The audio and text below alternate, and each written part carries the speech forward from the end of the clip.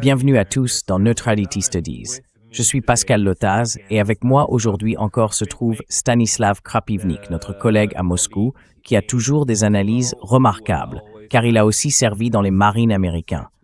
N'est-ce pas? Non, dans l'armée. L'armée, l'armée américaine.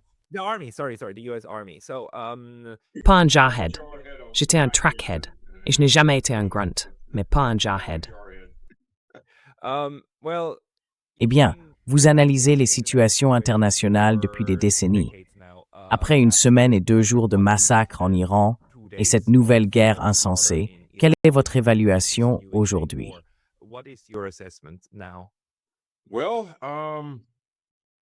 Eh bien, nous sommes sur le point d'entrer dans une phase bien pire pour 2 raisons. Évidemment, c'est devenu une guerre du pétrole. Nous la voyons évoluer pas à pas, et la situation ne cesse d'empirer pour 2 raisons. Premièrement, les Américains n'ont aucun plan. Ils n'en ont jamais eu. Trump était convaincu que cela prendrait 4 jours et que ce serait terminé. Nous en sommes au 9e jour. Et les marchés pétroliers ont paniqué. Ils commencent enfin à comprendre que, c'est du long terme. Le pétrole a atteint 110. Et ça ne s'arrête pas, évidemment. Au début, ça montait très lentement. Le premier jour, c'était environ 2,5%. On aurait pu penser à une forte hausse. Mais tout le monde croyait au petit baratin américain du genre « ce sera 4 jours. » Eh bien, maintenant, je pense que le marché commence à intégrer que non, ce ne sera pas le cas. Voilà pour un côté.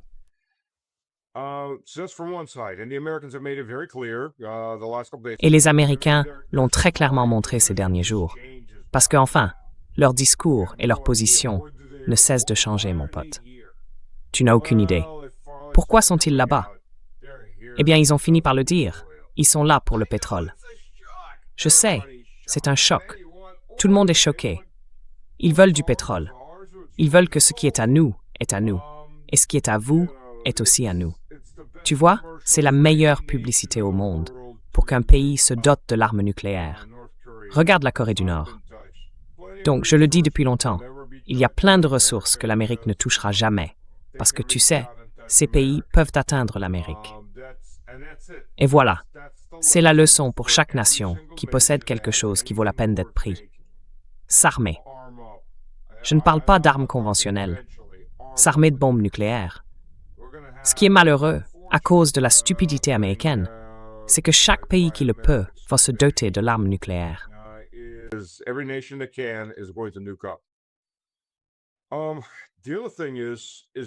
L'autre chose, c'est que vous avez affaire aux Israéliens qui sont, tout d'abord, nous savons que toute cette tempête est à cause des Israéliens.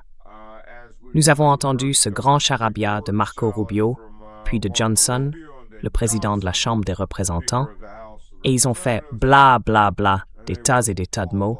Et quand on résume tout ça, c'est essentiellement, nous n'avions pas prévu de faire ça, mais les Israéliens y vont et nous n'avions pas le choix. Bien sûr que vous aviez le choix. Vous auriez pu dire, Iran, nous ne sommes pas dans cette affaire. Amusez-vous avec les Israéliens. Ne nous touchez pas, nous ne vous touchons pas. Ça aurait très bien marché. Mais alors, la classe des donateurs aurait été très très mécontente de vous, n'est-ce pas? Et les chances de Marco Rubio de devenir président seraient nulles.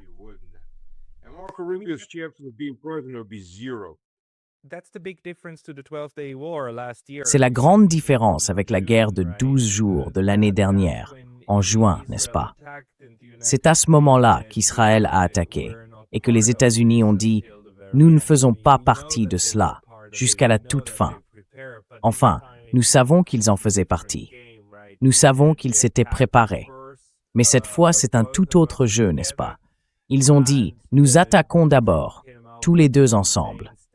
Et Trump a publié cette déclaration insensée sur les objectifs de guerre qu'il ne cesse de répéter en ce moment.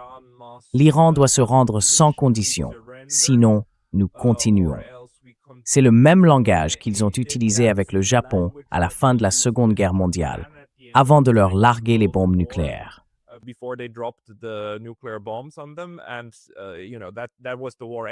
Et vous savez, c'était l'objectif de guerre. et il a été atteint en bombardant et en tuant complètement la population civile. Il me semble que c'est exactement ce qu'ils cherchent à faire en ce moment, avec ce qu'ils font ici. Je veux dire, le Croissant Rouge a même publié une lettre disant « Regardez, au cours de la première semaine, nous avons eu 6680 structures bombardées, 5500 unités résidentielles, 1000 unités commerciales, 14 centres médicaux, 65 écoles, et ainsi de suite. 7 travailleurs humanitaires du Croissant Rouge ont été tués dans ces attaques. Et les images qui nous parviennent des bombardements des stations de forage ou de raffinage de pétrole sont apocalyptiques.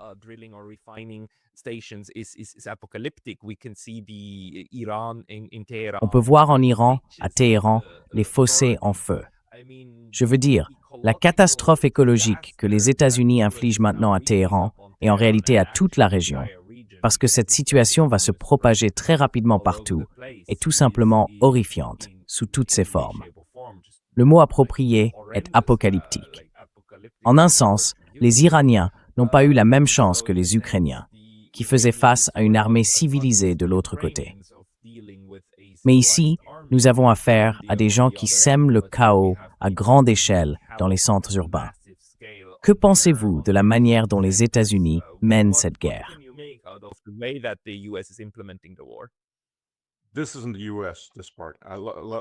Ce n'est pas les États-Unis, cette partie. Soyons honnêtes à ce sujet. Les États-Unis veulent des ressources. Ici, il ne s'agit pas d'obtenir des ressources.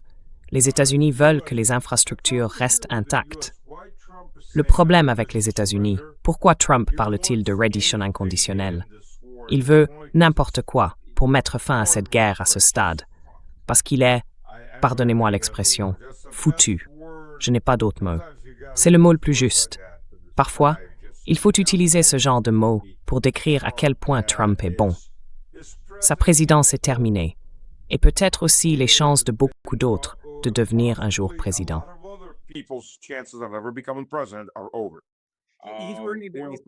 Il gâche aussi les chances des autres. Oui, surtout celles de Vance. Mais parlons-en plus tard. À ton avis, qui pourrait faire ça?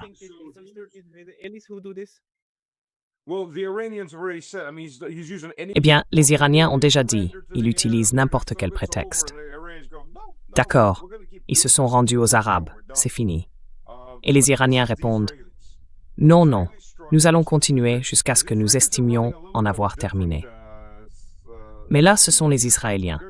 Les Israéliens ont frappé parce qu'ils suivent un plan un peu différent.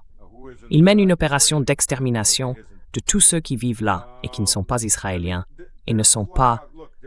Enfin, ils le font ouvertement. Regardez, ils sont en train de commettre un génocide au Liban en ce moment. Les Israéliens publient des articles disant « Regardez, les Émirats arabes unis sont entrés dans cette guerre. Ils ont détruit une usine iranienne de dessalement sur l'île de Karg, qui est principalement une infrastructure pétrolière pour le chargement des navires.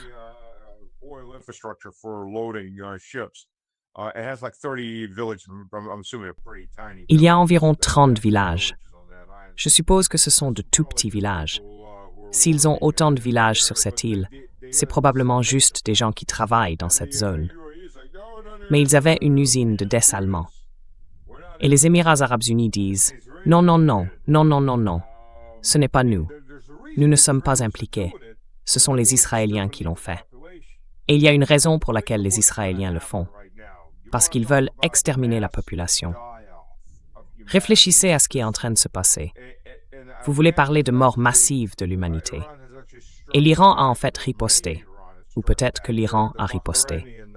L'usine de dessalement de Bahreïn a été touchée. Pour bien comprendre, les Iraniens disent « Non, non, nous allons nous en prendre aux usines de dessalement israéliennes, puisqu'elles sont cachées. »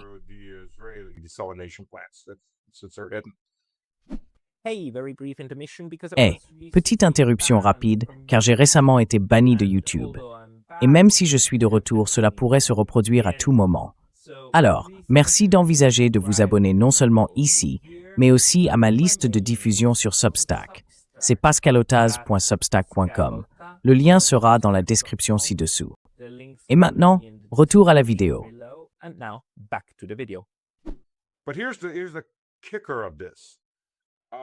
Mais voilà, le hic. L'Iran, et en réalité toute la région, connaît une sécheresse depuis une dizaine, voire une quinzaine d'années, en raison de cycles climatiques. L'Iran n'a donc pas assez d'eau, surtout pour l'agriculture et l'industrie. Ils ont suffisamment d'eau potable. L'Iran utilise des usines de dessalement pour moins de 5% de sa population, principalement sur cette île. En revanche, les États arabes du Golfe dépendent à 80%, voire 100% des usines de dessalement, car ce sont des pays artificiels, si l'on y réfléchit bien. Ils existent et se sont développés grâce au pétrole et au gaz. Beaucoup de ces pays ne peuvent pas produire leur propre nourriture. Elle est presque entièrement, voire totalement, importée. L'eau provient du dessalement, qu'ils peuvent se permettre grâce à leurs hydrocarbures. Merci.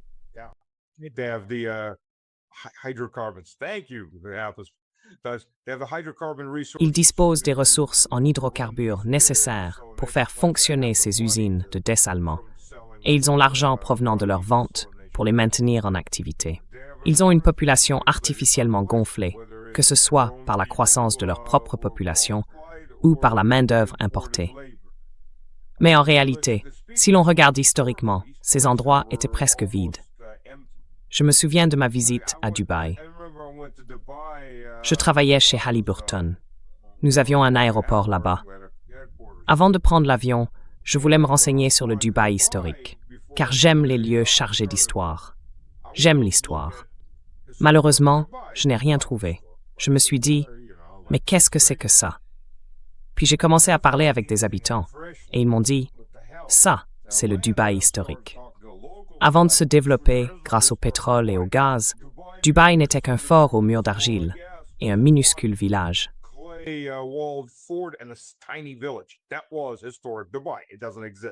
C'était le vieux Dubaï, celui d'autrefois. Il n'existe plus aujourd'hui. Il a été rasé, reconstruit, transformé. Toutes ces villes n'existent que parce qu'elles reposent sur une seule ressource, une économie à un seul levier. Elles vivent du pétrole et du gaz, des hydrocarbures, et c'est tout. Tout comme l'Azerbaïdjan, qui a lui aussi une économie à un seul pilier. Bon, au moins, ils ont un peu d'agriculture, ils peuvent se nourrir eux-mêmes. Ces autres pays, eux, ne peuvent pas se nourrir. Et maintenant, nous avons le problème d'Israël, qui dépend, soit dit en passant, à 75% du dessalement. Donc s'ils commencent à jouer à ce jeu, parce qu'ils ont frappé les dépôts et les raffineries, l'Iran a touché la raffinerie de Haïfa, elle brûle. Ils ont frappé une centrale électrique, elle brûle aussi. Je veux dire, l'Iran agit officiellement en tant qu'Iran, vous voyez, officiellement du point de vue des Américains.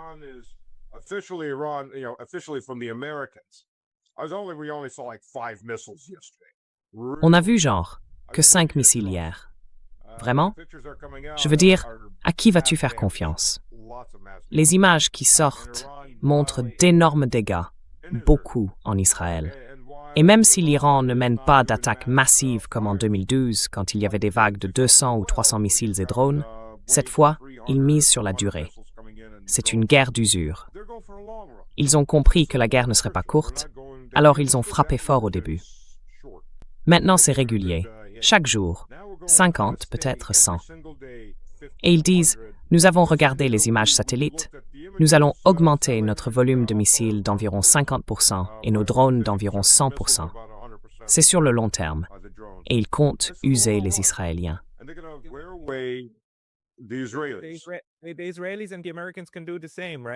Les Israéliens et les Américains peuvent faire la même chose, non?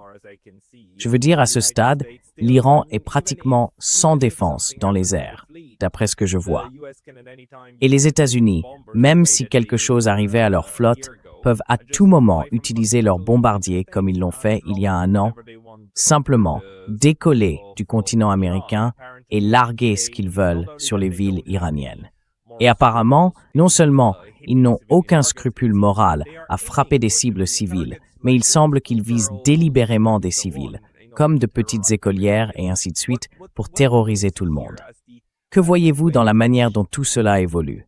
C'est devenu une guerre atroce, avec des crimes de guerre intenses, pratiquement depuis le premier jour.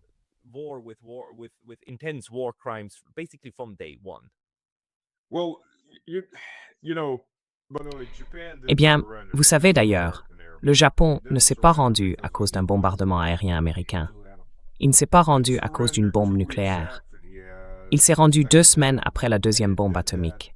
Et il l'a fait parce que l'armée du Kwantung avait été anéantie par l'armée rouge. C'était la dernière armée de campagne, une armée d'1 million d'hommes. D'ailleurs, si vous additionnez toutes les îles que les États-Unis ont prises, y compris les Philippines, cela n'approche même pas la taille de l'armée du Kwantung. L'armée rouge les a simplement balayés, car il s'agissait de vétérans du front de l'Ouest. Et les îles Kuril ont été prises d'assaut, en infériorité numérique de 3 contre 1. Les marines russes ont débarqué en plein brouillard. Et pendant que les Japonais mangeaient encore leur riz, ils se sont soudain retrouvés avec des pistolets mitrailleurs braqués sur eux. Surprise, nous sommes là.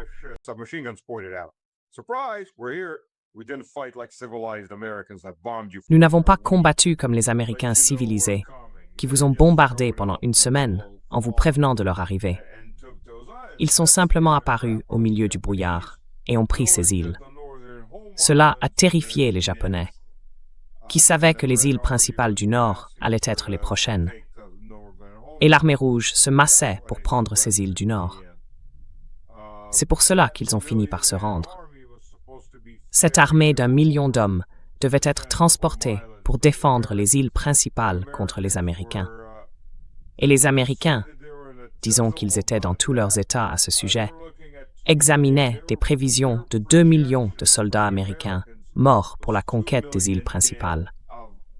Alors ils suppliaient, imploraient, faisaient tout leur possible pour que Staline entre dans la bataille le plus vite possible.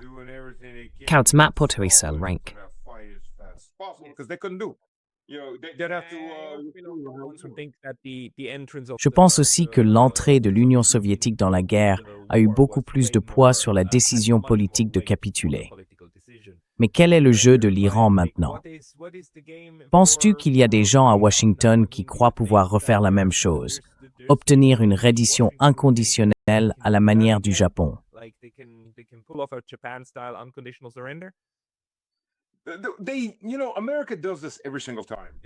Tu sais, l'Amérique fait ça à chaque fois. Ça n'a jamais marché. Ne te méprends pas. Je veux dire, les Américains ont brûlé vifs 5 millions de civils allemands pendant la Seconde Guerre mondiale.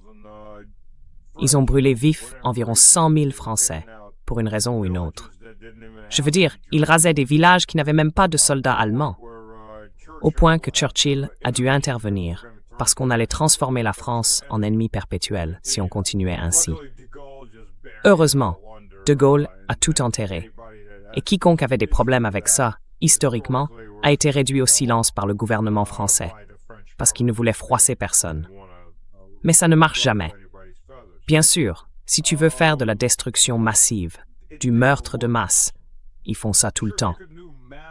Mais aucun pays n'a jamais capitulé à cause de ça. Si tu veux conquérir un pays, il faut normalement mettre quelqu'un sur le terrain avec un drapeau qui dit « Je suis là, j'ai pris votre territoire ». Et ça veut dire des troupes. Et beaucoup d'entre eux. Sinon, cela finit comme au Vietnam, où à un moment donné, on en a simplement assez et on s'en va. Et voilà. Alors est-ce vraiment le mieux que l'Iran puisse espérer? Une victoire à la manière du Vietnam, après 3,5 millions de morts.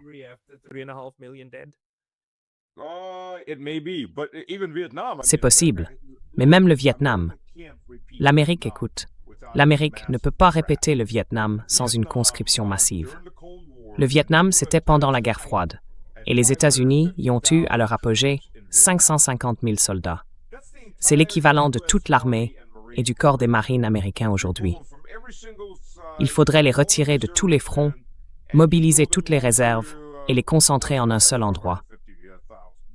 Cela fait 550 000 hommes. L'armée américaine est en réalité bien plus petite que la plupart des gens ne le pensent. L'armée américaine moderne. Mais, tu sais, ils parlent peut-être de 4 endroits où ils pourraient envoyer l'armée américaine. Il semble que la 82e division aéroportée va y aller, donc probablement que la 101e suivra. J'en ai pas encore entendu parler. Donc, d'après tes informations, le plan serait qu'ils envoient des troupes sur le terrain si nécessaire. Oui, on dirait bien. Ils ont annulé des manœuvres qui étaient prévues. Ces choses-là se planifient 1 an et demi, parfois 2 ans à l'avance. Il y a ces jeux de guerre où l'on assigne des personnes et la planification commence généralement environ 1 an avant. Au bout de 6 mois, on consolide définitivement les plans, et ainsi de suite. Je faisais ça autrefois. Donc, quand ils annulent un grand exercice annuel, cela veut dire beaucoup. Et quand ils commencent à dire aux gens, c'est fini, tout le monde annule ses congés, tout le monde retourne sur la base, cela veut dire beaucoup aussi. Maintenant, dans quelle direction vont-ils aller? Je ne sais pas. Dans ma dernière vidéo, j'ai mentionné 3 lieux, mais maintenant il y en a un 4e.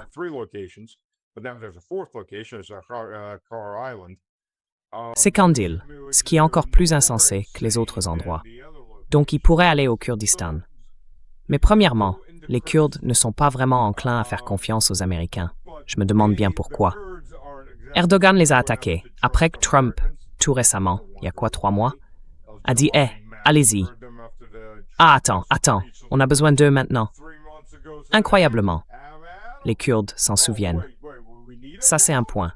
En plus, la Turquie ne va pas permettre l'existence d'un Kurdistan indépendant à sa frontière, avec ses propres Kurdes, qu'elle réprime déjà violemment de l'autre côté de cette frontière. Il n'y a aucune chance qu'elle le permette.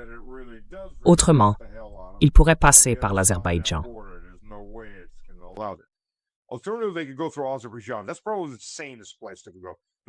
C'est probablement l'endroit le plus sensé où il pourrait aller.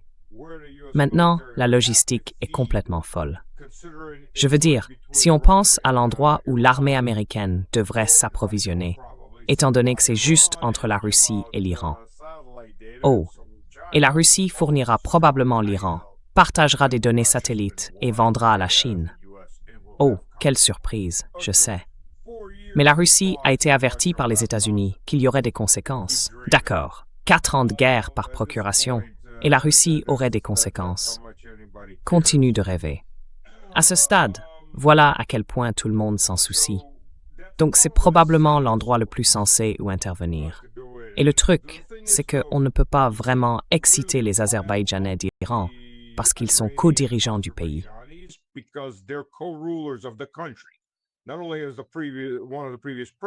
Non seulement l'un des anciens présidents était azéri, Khamenei était azéri, et son fils l'est aussi, celui qui va devenir le nouveau guide suprême. Vous ne pouvez pas pousser ces gens à se révolter contre quoi? Ils sont au pouvoir. Leur ethnie est au pouvoir. C'est sacrément difficile de les faire se lever et se révolter. Maintenant, est-ce que l'Azerbaïdjan existera encore à la fin de cette guerre? Et est-ce que son économie à un seul ressort restera intacte? C'est une grande question. Mais il semble que ce serait l'option la plus logique, enfin, probablement la plus sûre. Il n'y a aucune logique ici. Avons-nous des indications concrètes sur le terrain que les Azéris se préparent à accueillir les Américains de cette manière? Que c'est là que les troupes vont commencer? Pas encore.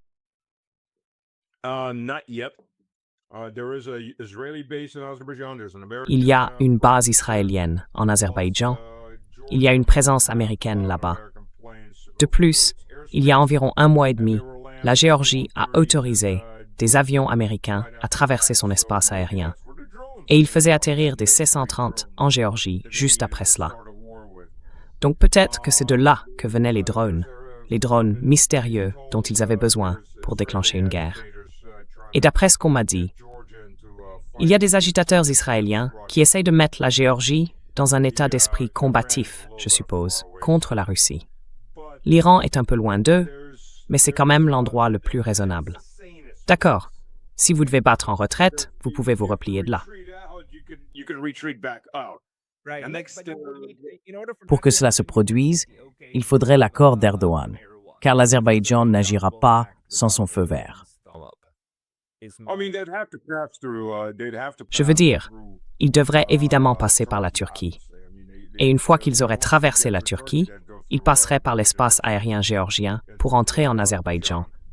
Je peux imaginer ça. L'Azerbaïdjan, Erdogan joue sur tous les tableaux autant qu'il le peut. Oui, oui. Maintenant, je pensais que l'endroit le plus insensé serait le détroit d'Ormuz, parce qu'on ne pourrait pas y faire atterrir des troupes aéroportées en larguant une multitude de parachutes. Ce serait un massacre. Même si on saute à 900 mètres, dans un environnement saturé de drones FPV, on perdrait un tas de gens rien qu'en descendant. Bref, ce n'est probablement pas le meilleur endroit.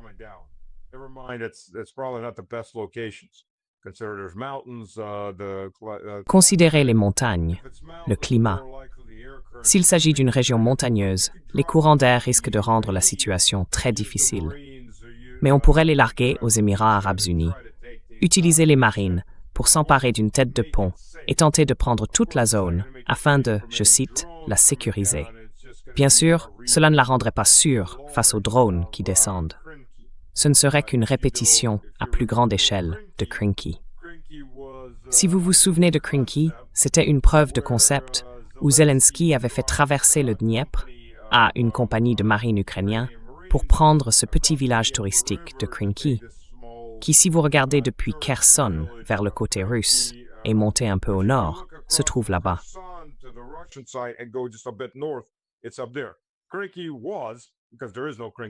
Krinky était, eh bien, il n'y a plus de Krinky aujourd'hui.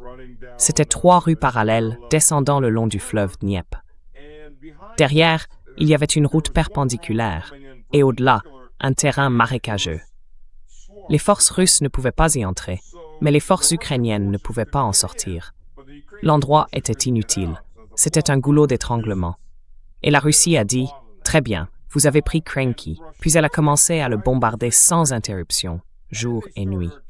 Les Ukrainiens, cependant, y ont vu une preuve de concept. Les Américains ont dit « Très bien, maintenant que vous l'avez fait, étendez l'opération, mettez-y plus de troupes. » Et Zelensky était dos au mur, incapable de reculer. Et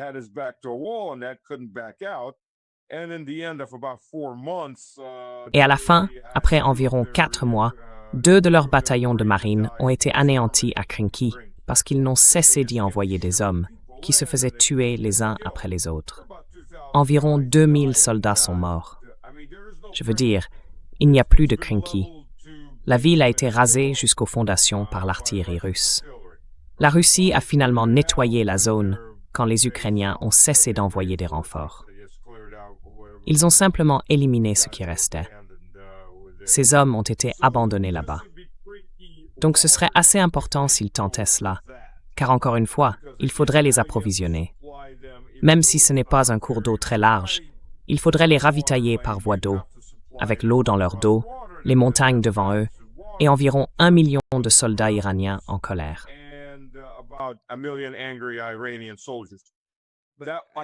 J'ai lu ce matin que le Gerald Ford est en route là-bas.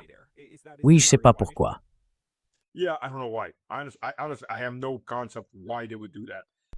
Honnêtement, je n'ai aucune idée de pourquoi ils feraient ça. Mais maintenant, ils ont sorti un plan encore pire que je n'aurais jamais pu imaginer. S'emparer de l'île de Keshm. L'usine de dessalement là-bas a été bombardée, donc vous n'aurez pas d'eau. Et ils veulent la prendre et l'occuper parce que c'est là que se trouvent les terminaux pétroliers.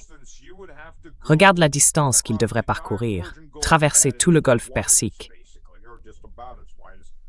pratiquement à son point le plus large, pour ravitailler ces types. Ils ne sont pas très loin du continent iranien, donc ça va devenir un environnement saturé de drones. C'est du suicide. Je veux dire, ces gars vont se faire attaquer par des drones FPV jour et nuit, dans une zone complètement ouverte, en plus des missiles, des drones plus lourds et tout le reste. C'est du suicide. Mais ils vont quand même y envoyer des hommes parce qu'on a affaire à des idiots et à des généraux serviles qui ne diront jamais non.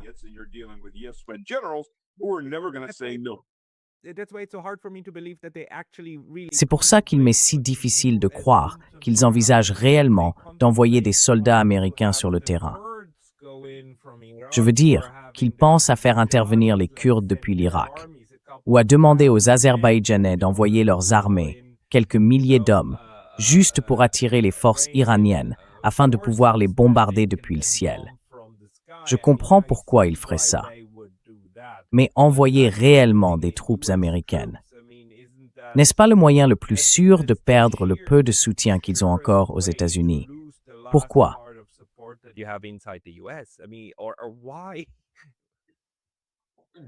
D'accord, donc Hexworth veut une croisade. Ouais, je veux dire, cet homme veut être... Un homme veut être un saint croisé pour le patrimoine. Je veux dire, il fait partie d'une hérésie chrétienne, c'est bien ce que c'est. Ce dispensationalisme, ce sionisme chrétien, est apparu dans les années 1830 grâce à un homme, si je me souviens bien, nommé John Darby, un prédicateur évangélique britannique. Je ne suis pas sûr qu'il ait déménagé aux États-Unis. Donc, cette mentalité, je veux dire, Hexworth a même dit un jour, avant d'être confirmé, qu'il voulait que ses fils se battent pour Israël. Oui, et tu veux être ministre de la Défense de quel pays, au juste?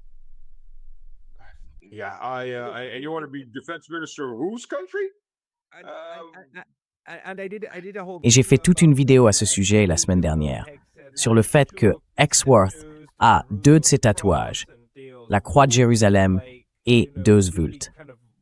Tu sais, vraiment le pire du pire en matière de fondamentalisme chrétien, façon croisée. Et non seulement ça, mais on a aussi des gens dans l'armée qui pensent comme ça. Tu m'as d'ailleurs écrit pour me dire que tu as rencontré des personnes de ce genre dans les rangs de l'armée qui résonnent en termes de guerre sainte. Peux-tu m'en dire un peu plus sur eux?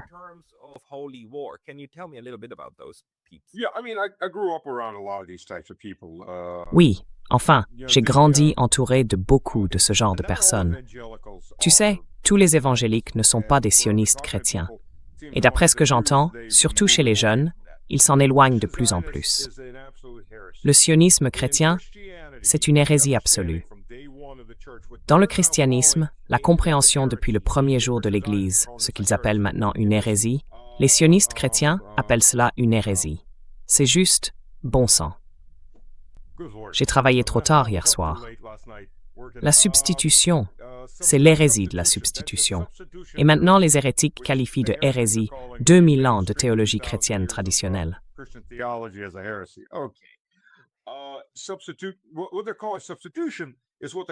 Ce qu'ils appellent substitution est ce que l'Église a accepté depuis le premier jour. D'accord. Donc l'ancienne Église, c'est l'Église orthodoxe. Tous les catholiques la considèrent comme l'Église catholique. Mais quoi qu'il en soit, c'était une Église unifiée jusqu'à sa division en 1054 après Juge 6. Et on peut débattre de qui s'est séparé de qui. Mais le fait est que jusqu'à cette époque, et encore aujourd'hui, la vision du monde est que les Juifs modernes, sont ceux qui suivent le Christ, qu'ils soient hébreux ou païens. Les Juifs d'autrefois, qui ont refusé le Christ, ne sont plus le peuple élu. Le peuple élu, ce sont ceux qui suivent Dieu. Et lorsque le Christ a dit « Je suis le chemin, je suis le temple », il est le temple.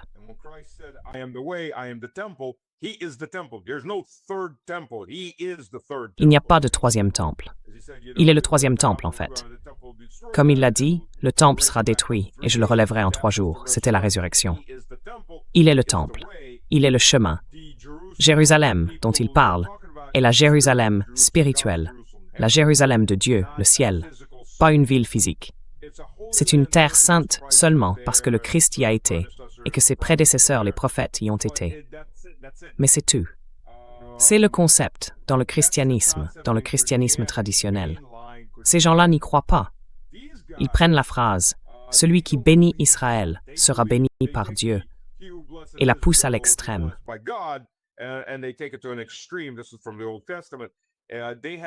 Ceci vient de l'Ancien Testament.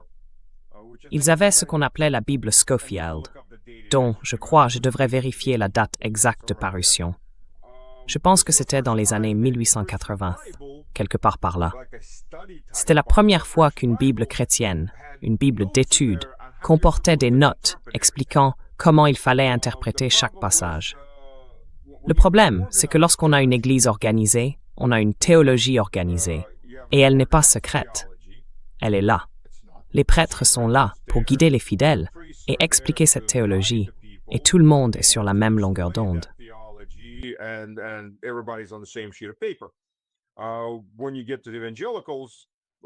Quand on en vient aux évangéliques, comme ceux que nous avions dans mon université, nous avions ce qu'on appelait un prédicateur du brickyard. Ce sont des types qui ont lu la Bible une ou deux fois, sans doute sans comprendre la moitié de ce qu'ils lisaient, parce qu'ils n'avaient jamais rien lu d'autre. Puis ils sortent et se mettent à prêcher. Et en général, enfin, ce sont les personnes les plus ignorantes et stupides que vous puissiez rencontrer dans votre vie. Moi, pendant un temps, juste pour m'amuser, j'aimais bien les déstabiliser, parce qu'il suffisait de poser des questions et de souligner les évidentes erreurs de logique. Mais l'un d'eux, pour donner un exemple, nous avions un prédicateur du brickyard qui venait là-bas.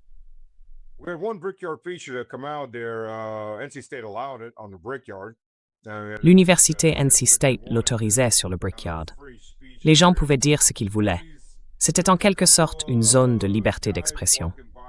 Il y avait deux types qui passaient avec les cheveux longs. Il leur dit, « Vous allez en enfer. Vous avez les cheveux longs. C'est comme une femme. Vous allez en enfer. » Attendez une minute. Combien d'icônes du Christ ai-je vu avec une coupe militaire? Aucune. C'est un niveau de pure ignorance et de jugement.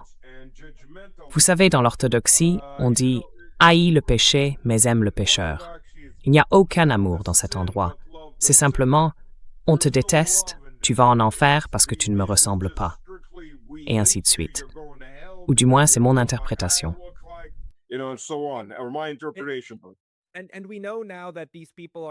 Et nous savons maintenant que ces gens sont même à la Maison-Blanche. Comment s'appelle-t-elle déjà? La conseillère spirituelle ou quelque chose comme ça. Je veux dire, cette femme est clairement folle. J'ai fait mon émission la semaine dernière, clairement folle. Et elle dit, « J'entends un rêve, j'entends un rêve. Je veux plus de morts et de destruction en Israël. » C'est tout le problème. Et puis, ils ont fait une prière samedi, ou quelque chose comme ça, dans le bureau ovale, tout le monde touchant Donald Trump, et Trump en prière profonde. Il est en train d'être loin. Il est en train d'être loin. Donc je veux dire, est-ce qu'on est encore dans ce genre d'approche rationaliste? La guerre comme continuation de la diplomatie par d'autres moyens. On sort de ce cadre si ce sont eux qui prennent les décisions.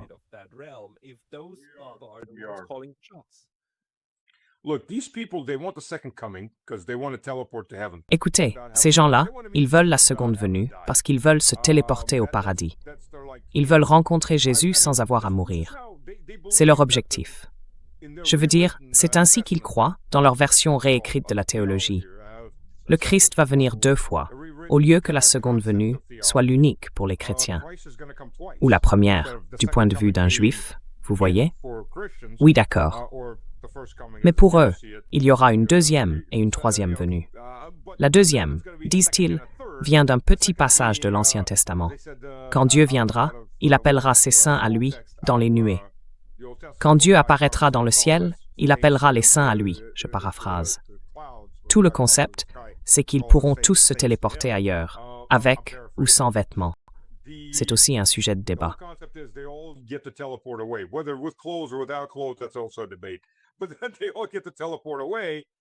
Mais eux, ils peuvent tous se téléporter ailleurs.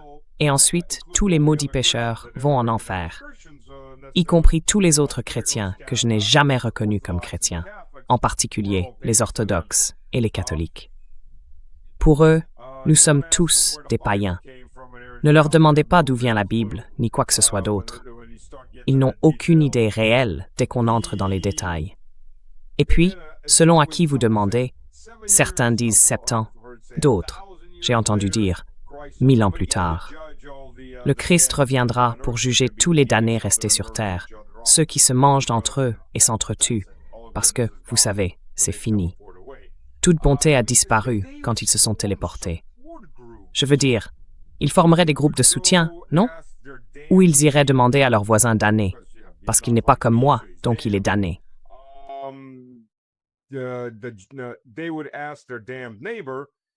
Ils demanderaient à leur fichu voisin et lui donneraient une clé de la maison, s'ils lui font assez confiance, pour qu'ils laissent sortir leurs animaux une fois qu'ils se seront téléportés. Ils ne veulent pas que leurs animaux meurent dans la maison, alors ils les laissent sortir. Il existe en quelque sorte des groupes de soutien comme ça. Ils y croient vraiment.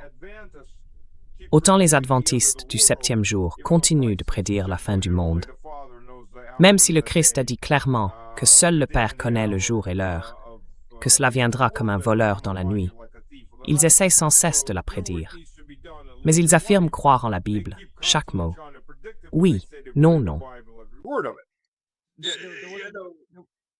Jo mae den only return finello it's to his stamp the Torah test they left behind. Enfin, c'était un film hollywoodien. Non, en fait, c'était pas Hollywood. Il est réalisé par un groupe évangélique. J'en ai regardé environ 5 minutes. Je veux dire, c'est plutôt...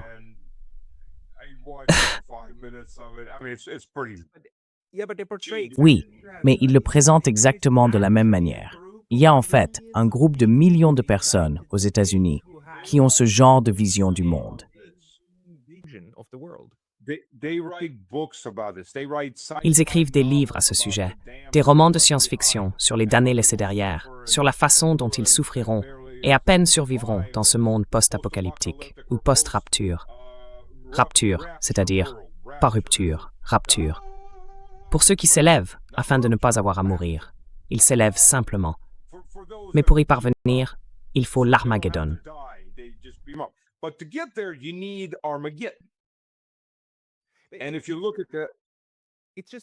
Et si tu regardes bien, j'ai vraiment du mal à comprendre, parce que tout ce récit n'a en réalité jamais fait partie du discours officiel. Je veux dire, on a vu beaucoup de choses dans le discours officiel. On a vu « vous ne pouvez pas avoir l'arme nucléaire » dans le discours. On a vu « vous devez abandonner les missiles ». On a vu « vous ne pouvez pas menacer Israël » ou parce que vous scandez « mort à l'Amérique ». Toutes ces choses-là, on les a vues partout dans les médias.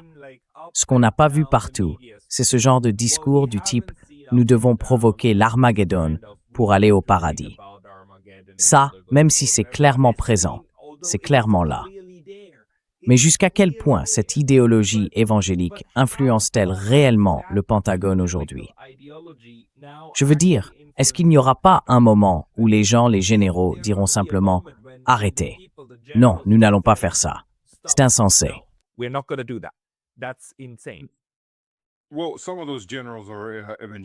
Eh bien, certains de ces généraux sont des évangéliques. Et apparemment, pas mal de commandants de brigade le sont aussi. J'ai eu des sergents comme ça. J'ai eu quelques sergents comme ça. Et ils lançaient ce genre de choses.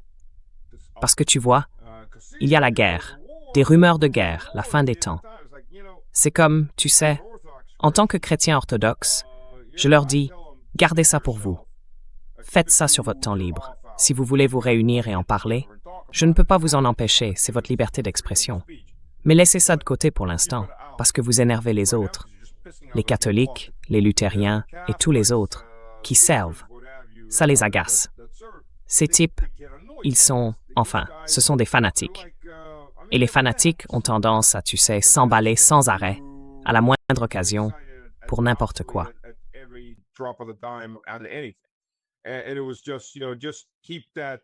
Et c'était juste, tu sais, garde pour toi ces concepts évangéliques de fin des temps et fais ton travail. C'était ma position à ce sujet. Mais apparemment, c'est désormais une position qui permet d'obtenir une promotion. Tu veux être commandant de brigade? Sois un évangélique de la fin des temps. J'imagine que sous le Grand Texas, c'est ce qui motive les gens. Parce qu'apparemment, il y a beaucoup de plaintes venant d'autres chrétiens, d'ailleurs, même pas de musulmans ou de juifs dans ces unités, qui ne comptent pas beaucoup de personnes de confession islamique ou juive dans l'armée. Pour être honnête, ce sont surtout des chrétiens. La grande majorité sont chrétiens ou athées. Mais ils s'énervent parce qu'apparemment quand ton commandant de brigade dit « Trump est l'élu », ne vous inquiétez pas, si nous nous faisons tous tuer, nous allons mourir pour l'Armageddon et pour Israël. Là, ça pose un problème.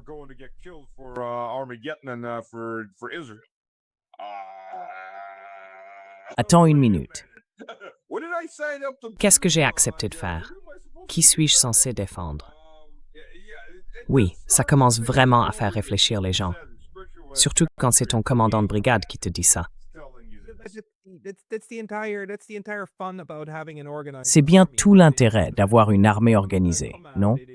Elle est sous un commandement central, sous un contrôle hiérarchique.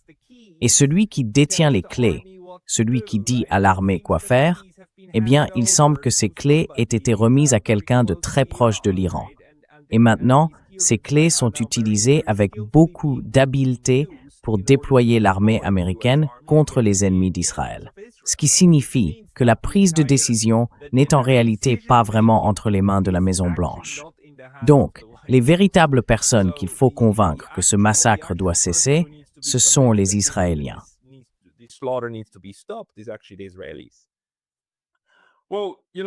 Eh bien, vous savez, Donald Trump n'est pas un homme religieux. Soyons honnêtes, il ne l'a jamais été. Il n'est certainement pas un chrétien pratiquant, quelle que soit la dénomination. Tu es l'élu, la seconde venue, ou l'homme qui provoque la seconde venue du Christ. Tu es une personne sainte. Il aime ses gens, si tu le lui dis. C'est une personne égocentrique, aussi égocentrique qu'on puisse l'être. C'est un narcissique. Mais s'il pratique une religion, c'est le culte de Jupiter. Pas dans le sens où il aurait une statue de Jupiter. Il vénère ce que Jupiter représente. Dans la mythologie païenne, Jupiter incarnait l'État, le pouvoir, l'organisation. Il vénère l'État. Donc il ne vénère peut-être pas Jupiter comme une statue ou une entité, mais il en adore le concept. C'est parce qu'il adore l'État sacré, l'État au-dessus de tout. Je suis le chef de l'État. Je suis l'État. C'est exactement ce qu'il vous dit.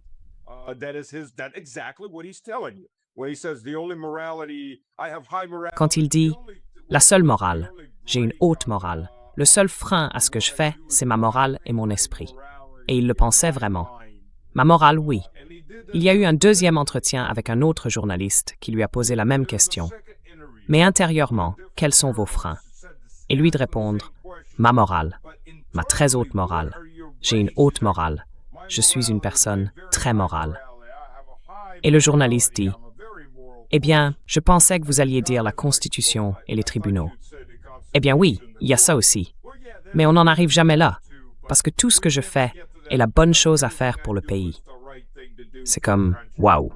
Là, on parle de narcissisme. Tous les freins sont levés.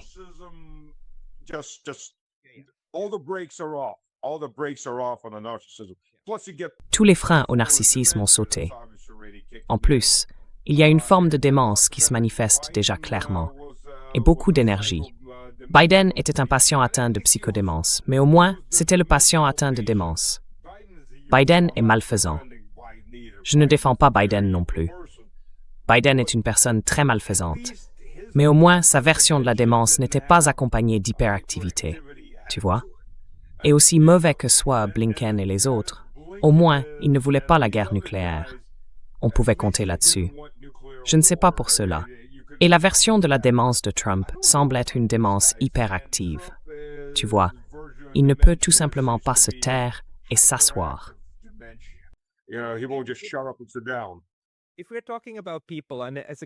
Si nous parlons de personnes et d'un nombre important de personnes au sein des différentes strates de l'appareil de guerre qui croient réellement à la fin des temps, je veux dire, cela ne me surprendrait pas qu'elles pensent que la fin des temps pourrait être provoquée par des armes nucléaires, n'est-ce pas? Je veux dire, l'utilisation de l'arme nucléaire est l'objectif. Ou bien, as-tu des informations sur la façon dont ces gens réfléchissent à ce niveau?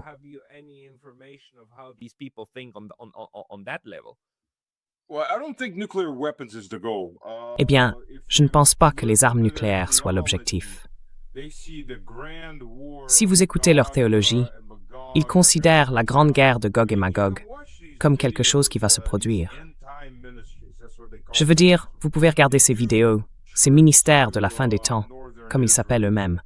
Ils organisent des voyages dans le nord d'Israël où ils disent « Eh bien, c'est ici qu'Armageddon va avoir lieu, parce qu'Armageddon est un lieu. » Et les armées russes et chinoises, imaginez, les armées russes et chinoises vont descendre d'ici à ce moment-là, et nous et les Israéliens descendrons ici, et Dieu les combattra tous. Regardez simplement cela.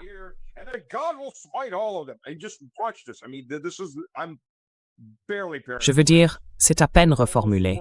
C'est presque mot pour mot ce que disait l'un de ses ministres. Et il a tout le monde derrière les personnes en face de lui. Oui, il y a maintenant des circuits entiers.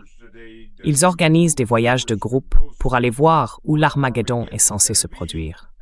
L'idée, c'est que l'Armageddon sera le lieu du retour de Dieu ou du Christ. Eh bien, on ne sait pas quand cela arrivera, mais ils pensent qu'on peut le provoquer en déclenchant l'Armageddon. Mais pour avoir l'Armageddon, il faut le troisième temple. Pour avoir le troisième temple, il faut un Israël ethniquement et religieusement pur. Et avant cela, il fallait simplement qu'il y ait un Israël tout court.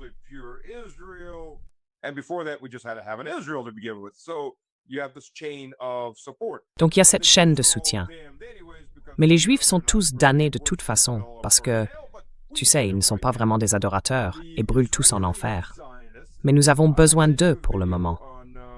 Et les sionistes israéliens, je t'ai envoyé une vidéo sur Netanyahou et le rabbin, ce rabbin a dit que Yahweh était loin et que toute cette secte, une très grande secte du judaïsme, ce judaïsme fanatique et messianique, croyait que l'un de leurs grands rabbins avait décidé que Netanyahou était loin et qu'il allait être le dernier grand dirigeant avant la première venue de Dieu. Il allait remettre le drapeau à Dieu et régner sur toute l'humanité, ou du moins sur tout le Moyen-Orient, comme un grand empire.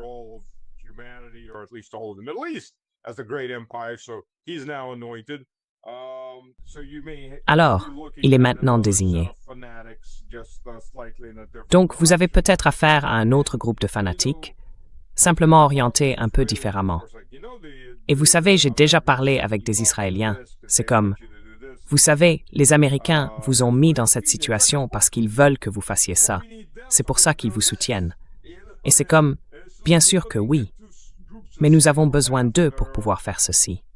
Vous regardez deux groupes de psychopathes coexistants pour des raisons différentes, avec des objectifs différents. Mais ces deux objectifs suivent à peu près la même voie, n'est-ce pas? Et oui, ce genre de personne est au pouvoir. Vous avez affaire à des gens très très dangereux parce qu'ils ne sont pas rationnels.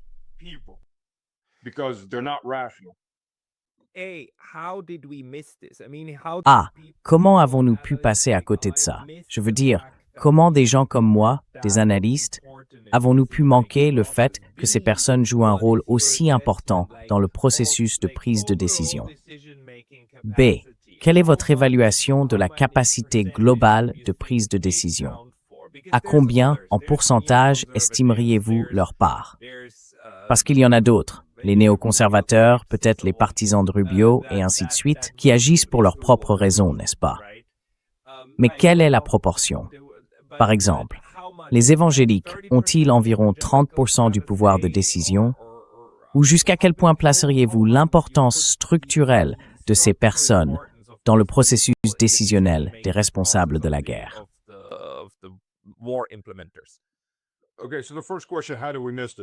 D'accord. Donc, première question. Comment avons-nous pu passer à côté de ça? J'en parle depuis 3 ans à la télévision russe. Et les gens regardent. Et pourtant, il m'arrive encore souvent de recevoir ces regards, probablement 1 fois sur 2, comme si j'étais fou quand je dis ça. Au début, on me regardait vraiment comme pour dire « Tu es fou, c'est insensé ». Mais il y avait toujours quelques personnes qui disaient « Ah !»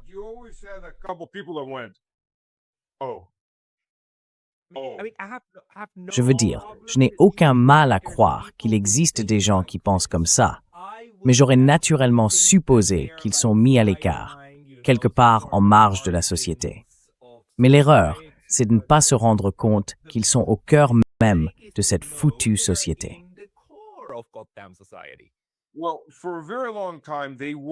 Eh bien, pendant très longtemps, ils sont restés en marge de la société. Mais, comme tout ver, ils ont continué à s'enfoncer de plus en plus profondément dans le cœur du bois, et maintenant, ils ont infesté le cœur de l'arbre. Ils font partie de cette société. Alors, que faire? Oui, il y a un problème. Vous savez, ce n'est pas une question de nombre ni de pourcentage, c'est une question de position qu'ils occupent. Regardez, les nazis en Allemagne. Seulement environ 10% de la population possédait une carte du parti nazi. Mais 90%, peut-être 99%, ont probablement combattu pour Hitler, ou pour l'Allemagne, ou pour la Grande Allemagne, quel que fût ce concept. Donc les révolutions, les guerres civiles, tout cela, sont toujours déclenchés par une très petite minorité à un moment donné. On voit rarement la majorité de la population se soulever et s'y engager. Non, c'est toujours une très petite minorité qui met tout en mouvement.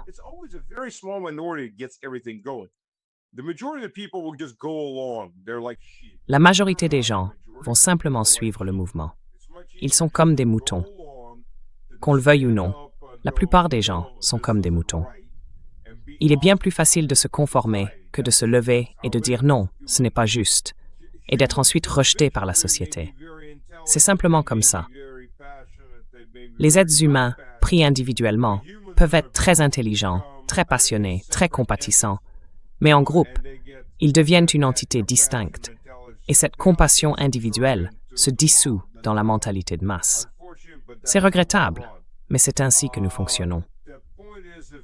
Le fait est que, s'ils occupent des postes clés, comme le ministère de la Guerre et quelques autres fonctions cruciales, et qu'ils disposent d'un soutien suffisant, parce que le lobby israélien, qui constitue la principale classe de donateurs, les appuie puisque cela lui est utile, alors nous avons de très gros problèmes. Et nous avons effectivement de très gros problèmes.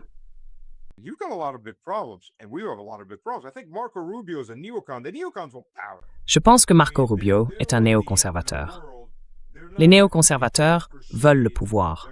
Je veux dire, ils ne veulent pas la fin du monde. Ils ne sont pas dans une sorte de croisade. Ce sont des trotskistes. Ils veulent leur propre version de ce qu'ils appellent le pouvoir, mais ils veulent le pouvoir. Ils veulent gouverner.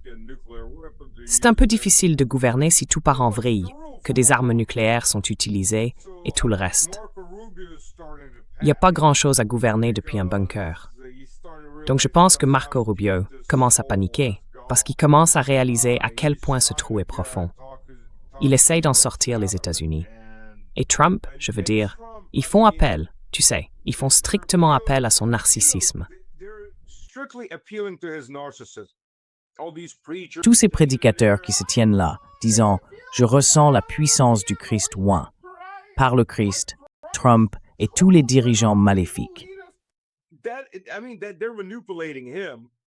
Je veux dire, ils le manipulent très efficacement. Ils savent qu'il est narcissique. C'est comme ça qu'on s'y prend pour obtenir ce qu'on veut. Et je pense qu'ils sont très doués pour ça, apparemment. La moitié du temps, il ne sait pas du tout ce qui se passe. Il débite juste des absurdités. Je ne sais pas combien de séances d'information il reçoit réellement. Je veux dire, regardez, Tulsi Gabbard était censée être la planche de salut. Il lui a mis une claque symbolique quand elle a dit que l'Iran ne produisait pas d'armes nucléaires. Elle est devenue une figurante. J'imagine qu'elle a compris qu'elle n'était plus avec les démocrates, mais elle s'est aussi brouillée avec les républicains. Elle n'a plus de carrière politique, donc elle s'est essentiellement effacée, vendue. Mais il y a eu un moment clé, intéressant, quand tout a commencé. Elle a donné une interview et a dit « Nous réformons le format de nos séances quotidiennes de sécurité pour les rendre plus proches d'un format à la Fox News, juste des extraits. »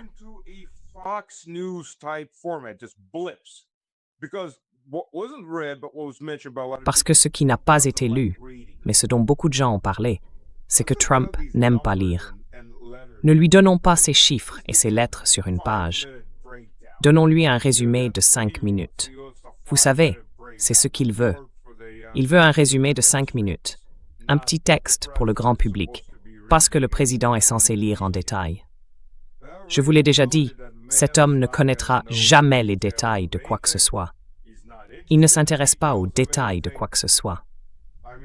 Je veux dire, d'accord, avec Reagan, on lui apportait peut-être les documents au lit parfois.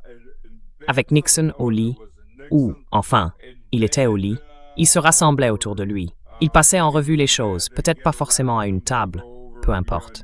Mais il lisait tout. Et Reagan aussi. Reagan lisait tout. Il avait des gens compétents autour de lui. Il écoutait les avis compétents. Nous n'avons pas affaire à ce genre d'être humain en ce moment.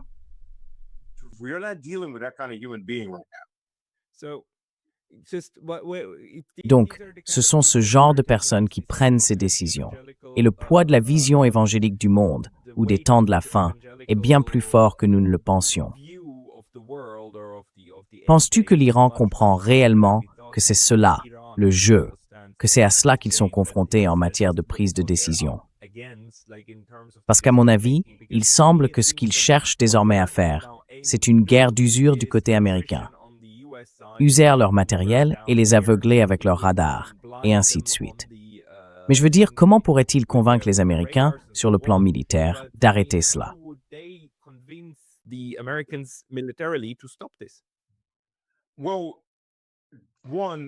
Eh bien, tout d'abord, ils ont vraiment aveuglé les Américains et ont fait un travail extrêmement efficace. En fait, je crois que Raytheon était le concepteur du grand radar qui observait le sud de la Russie. On parle d'1 milliard de dollars et de 8 à 9 ans pour le remplacer. Au moins, ce système avait été développé progressivement. Même le radar plus petit au Qatar nécessite entre 12 et 24 mois et un demi-milliard de dollars.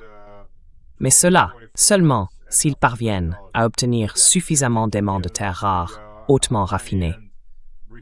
Toutes les terres rares sont magnétiques. Donc si on les raffine, elles deviennent automatiquement des aimants. Elles conservent toujours une charge magnétique. Mais la Chine les a coupées, donc ils doivent établir leur propre approvisionnement. Tout dépend donc du temps que cela prendra et du coût que cela représentera. Cela pourrait devenir beaucoup, beaucoup plus cher.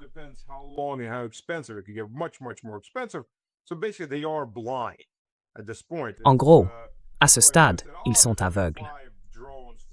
C'est pourquoi, quand ils ont dit « Oh, il n'y a que 5 drones qui volent par jour », je n'y crois pas une seconde.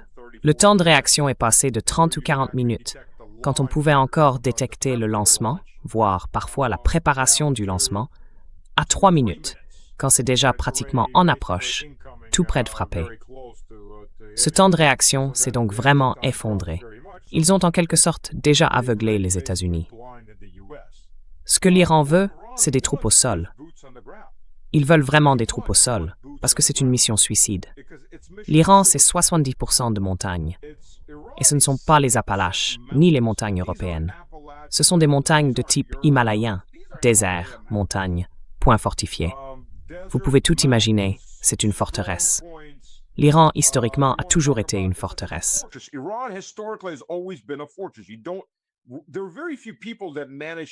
Très peu de personnes ont réussi à envahir l'Iran efficacement. L'Union soviétique et les Britanniques l'ont fait pendant la Seconde Guerre mondiale. Au début de la guerre, ils se sont partagés l'Iran.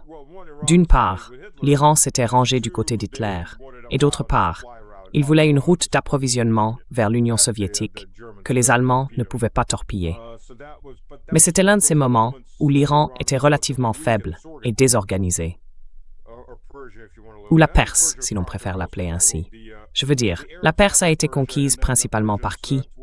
Les Arabes ont conquis la Perse, puis les Perses ont adapté la version arabe de l'islam à leurs besoins culturels. Et les Mongols ont conquis cette région. Mais il y a très peu d'autres cas où cette région a été conquise, car c'est une forteresse.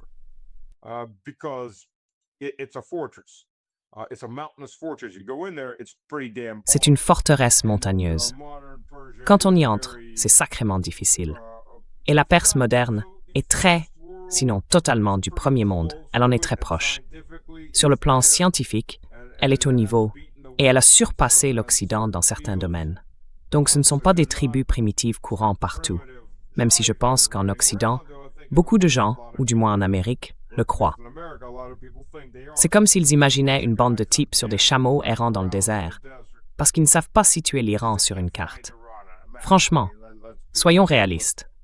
Je serais surpris, tu serais probablement surpris, du pourcentage d'Américains qui ne sauraient probablement même pas trouver l'Amérique sur une carte. C'est une triste réalité, mais c'est ainsi. Donc tu vois, l'Iran veut, et ils l'ont clairement dit, nous vous attendons, venez nous chercher. Venez nous chercher, s'il vous plaît. C'est vrai, Abbas Araghchi a effectivement dit « Oui, nous attendons ».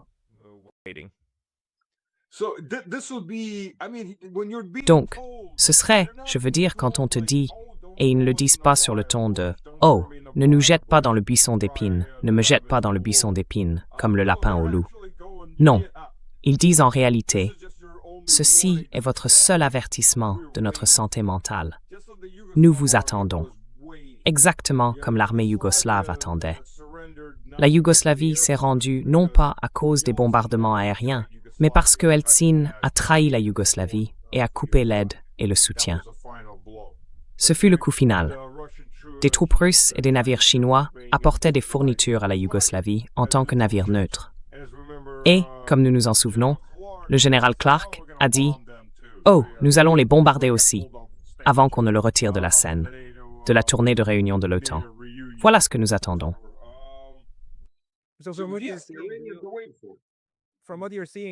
D'après ce que vous voyez, vous pensez que les Iraniens disent en gros « Allez-y, venez, faites-le, envoyez vos troupes et ensuite nous vous montrerons », plutôt qu'une campagne aérienne sans fin. Alors tu penses que la campagne aérienne? Eh bien, le fait est que la campagne aérienne du côté américain va se résumer à des munitions à dispersion et à des bombes planantes. C'est déjà le cas. Regarde, l'estimation publiée indique que dans les 36 premières heures de cette guerre, les États-Unis ont utilisé 3000 missiles, à la fois défensifs et offensifs. 3000. Cela s'épuise en environ une semaine. Au mieux, s'ils continuent à ce rythme, il leur reste peut-être quelques jours à une semaine de missiles patriotes de plus que de SA-4, et leurs Tomahawk commencent à manquer. Les États-Unis viennent de se désarmer. Ils ont tué beaucoup de civils. Ils font toujours ça. Les États-Unis tuent toujours des civils.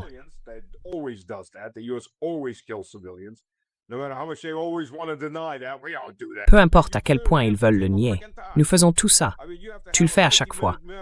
Je veux dire, il faudrait avoir une mémoire de 50 minutes ou de 50 secondes pour ne pas savoir qu'ils font ça à chaque fois. À chaque conflit, ils commencent à cibler. Je veux dire, je servais, nous ciblions. Tu sais, quand j'étais cadet, pour bien comprendre ça aussi. Nous faisions des exercices de tactique d'infanterie une fois par semaine, pendant environ 3 heures, chaque semaine, pendant plusieurs années. Je me considère comme très compétent pour commander de l'infanterie. Nous avions un sergent des forces spéciales comme instructeur. Et tu sais ce qu'il nous a appris? Double tape tout le monde. Non, vraiment. Si tu n'as pas besoin d'une langue pendant que la bataille fait rage, tu peux tuer l'ennemi quoi qu'il arrive. Bien sûr, s'il se rend, tu n'as pas le droit de lui tirer dessus, selon la Convention de Genève, qui est la loi en vigueur aux États-Unis, puisqu'il s'agit d'un traité ratifié par le Congrès. Tu n'as pas le droit d'abattre des prisonniers de guerre. Mais oui, on nous a appris que sauf si tu as besoin d'une langue. Le terme russe pour dire que tu as besoin de quelqu'un qui parle, quelqu'un à interroger, tu fais un double tir sur tout le monde. Et l'un de mes professeurs, c'est ce qu'ils ont fait avec l'école le premier jour, n'est-ce pas? 160 enfants morts. Et nous savons qu'ils ont envoyé un deuxième missile exactement au même endroit, 40 minutes plus tard, juste pour tuer les secouristes.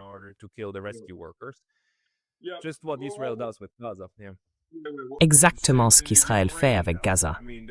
Oui, la même chose que fait l'Ukraine.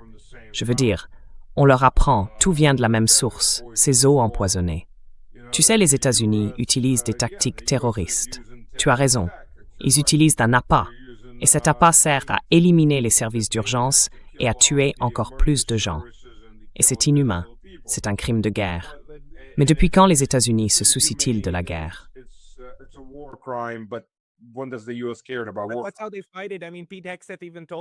C'est comme ça qu'ils mènent le combat. Je veux dire, Pete Hegseth nous a même dit qu'il en était fier, non? Ce n'est pas un combat équitable. Nous les frappons quand ils sont à terre. Il utilise toutes ces métaphores pour dire, en gros, qu'ils vont briser toutes les règles, toutes les manières de mener une guerre proprement. N'est-ce pas? Ce n'est pas ce qu'ils veulent faire. Ils nous ont dit qu'ils ne visaient pas uniquement les installations militaires. Et ils nous le montrent bien. Ils nous montrent qu'ils visent toute la population. Mais l'idée ici, c'est de terroriser tout l'État pour le soumettre, non? Et de l'autre côté, l'Iran essaie de résister en disant en gros, très bien, alors venez nous prendre tous. Eh bien,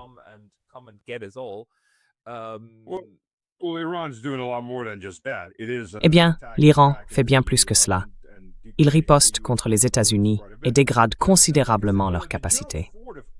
Comme je l'ai dit, le Gerald Ford, s'il servait à quelque chose, était probablement bien plus utile entre Chypre et Israël, car il pouvait au moins fournir une couverture supplémentaire de défense aérienne. En lançant des missiles RR, on fait décoller des avions pour patrouiller, et ils peuvent abattre les missiles de croisière entrants. C'est une configuration défensive très compétente, en plus de disposer de ses propres systèmes radars. Le déplacer dans le Golfe, où est le Lincoln? Ah oui, à environ 2000 km. Pourquoi? Parce que le rapprocher pour le combat le rend inefficace. Le Lincoln est totalement inefficace au combat. Il est trop éloigné pour être opérationnellement efficace.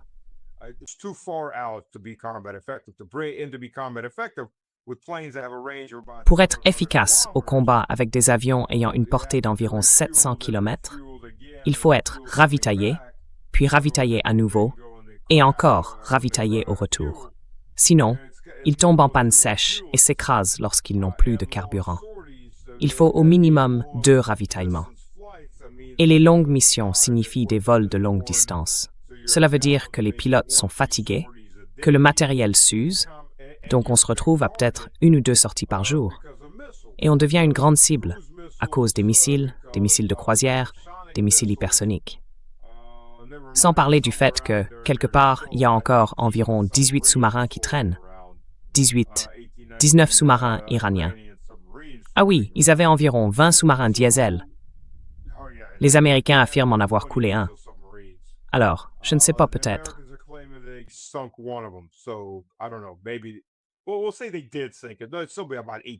Eh bien, disons qu'ils l'ont bien coulé.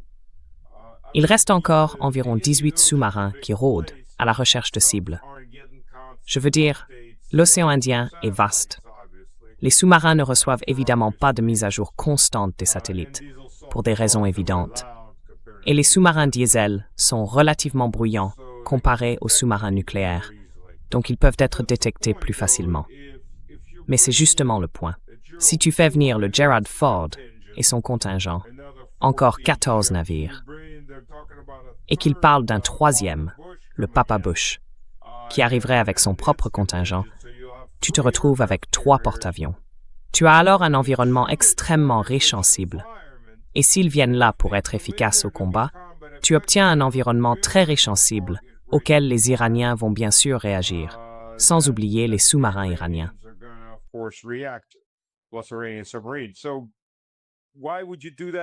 Alors pourquoi ferais-tu ça? Je n'en ai aucune idée.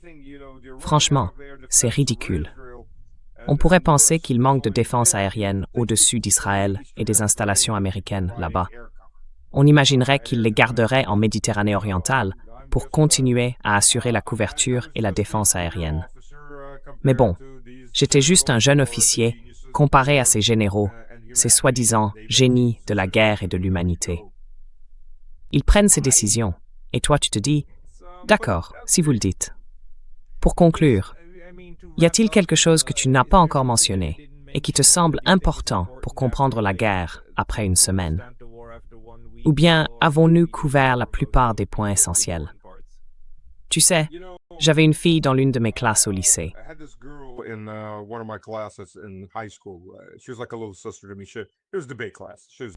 Elle était comme une petite sœur pour moi. C'était en cours de débat. Elle était plus jeune que moi, et nous n'avons pas parlé pendant environ 20 ans après le lycée. Puis elle m'a retrouvé sur Facebook, et nous avons recommencé à discuter. Elle est évangélique, et elle m'a écrit à un moment donné, c'était il y a environ 1 an et demi, quand les tensions étaient vraiment fortes et que tout le monde parlait d'une possible guerre nucléaire. Biden était, tu sais, monsieur, comateux, et Blinken était, eh bien, tout semblait aller droit vers la guerre nucléaire. Et elle m'écrit, « Je suis vraiment heureuse qu'on se voit bientôt. Est-ce que toi et ton mari prévoyez de venir en Russie nous rendre visite? Non, non. Au paradis, tout va bientôt se terminer.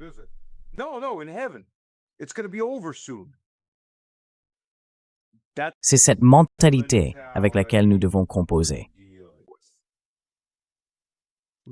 Laissez cela et laissez les gens y réfléchir. C'est cette mentalité avec laquelle nous devons composer. Ça n'arrange rien. Stas, merci beaucoup d'avoir gâché le début de ma semaine. Et pour tout le monde, eh bien, je suis très content de l'intervention de Franck. Les gens devraient te retrouver sur Slavic Man, Slavic avec un K. Monsieur Slavic Man. Monsieur Slavic Man. Il y a aussi Slavic Man quelque part, mais pas Monsieur Slavic Man. Et Stanislav Skripnik sur X. Je n'ai pas pu voir le nom en entier, il était trop long. Cherchez-le sur Google. Trouvez sa chaîne YouTube. Il partage des analyses et des mises à jour extrêmement précieuses. Stanislav Skripnik, merci beaucoup pour votre temps aujourd'hui. Merci beaucoup.